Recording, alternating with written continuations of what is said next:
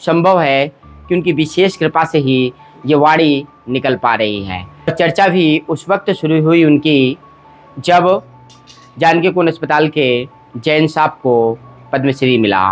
बड़ी प्राचीन बात है कि संत रणछोड़दास जी महाराज जिस शिला पर आकर के विराजमान होते थे, भारत में अगर ऐसे संत को नहीं मिलेगा भारत रत्न, तो कौन होगा भारत रत्न का हकदार।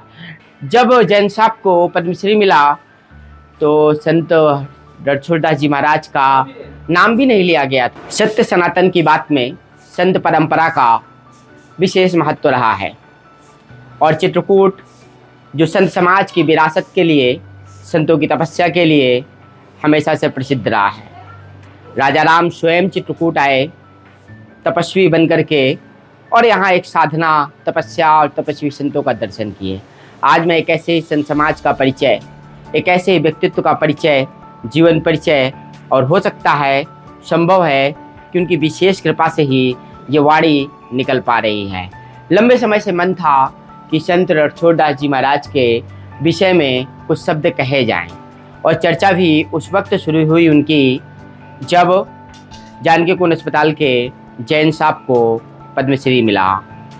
और पद्मश्री के दौरान ही बहुत सारी खबरें वायरल हुई, तो उस वक्त याद किया जाने लगा संत रणछोड़दास जी महाराज को, क्योंकि उनकी तपस्या का परिणाम है और उनकी सोच का प्रतीक है जानकी कुंड अस्पताल, जहाँ से अंधत्व को दूर करने के लिए बड़े प्रयास आज भी 21वीं सदी में हो रहे हैं।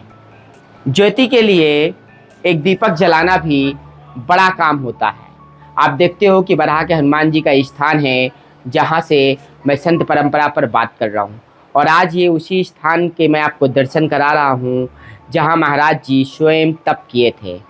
बड़ी प्राचीन बात है कि संत रणछोड़दास जी महाराज जिस शिला पर आकर के विराजमान होते थे, आप अगर इस फोटो को देखेंगे तो महाराज जी आपको बैठे हुए नजर आ रहे हैं।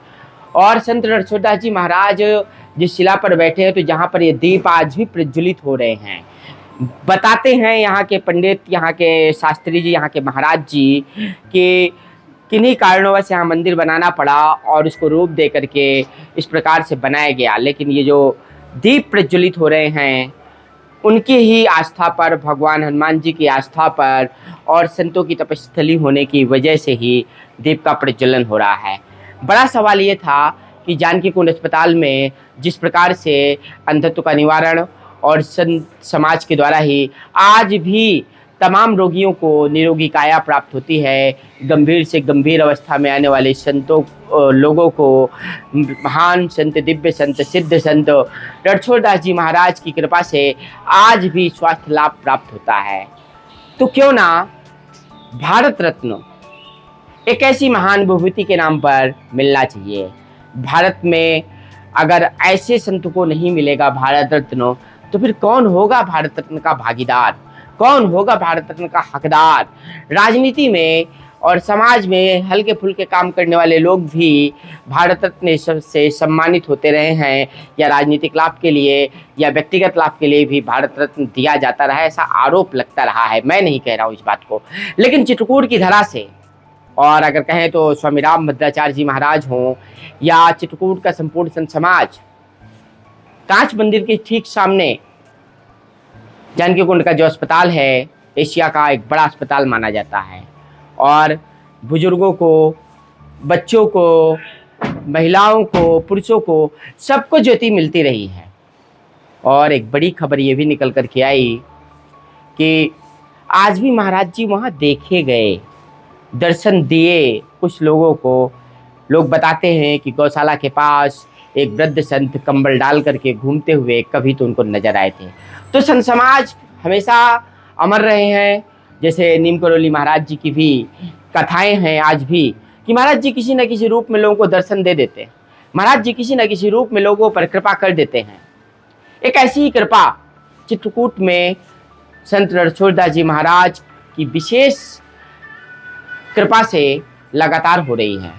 इसलिए जब जैन साहब को पद्मश्री मिला तो संत रणछोड़दास जी महाराज का नाम भी नहीं लिया गया था। इस बात की पीड़ा हृदय में हुई थी। और जब हृदय में पीड़ा जागृत हुई थी तो लंबे समय से सोच रहा था कि कुछ बोलना है। और वास्तव में पद्मश्री के हकदार महाराज जी नहीं हैं। महाराज जी हकदार हैं तो भारत रत्न के हकदार हैं। और बराह के हनुमान जी से आज यह बोलने के लिए जो अवसर मुझे प्राप्त हुआ है, एक दिव्य जगह है। भगवान राम जहां आज भी बाल रूप में कहते आते हैं, जब कभी इच्छा होती है। ऐसी कथाएं प्रचलित हैं, लोग मानते हैं, लोगों की अपनी आस्था है, श्रद्धा है।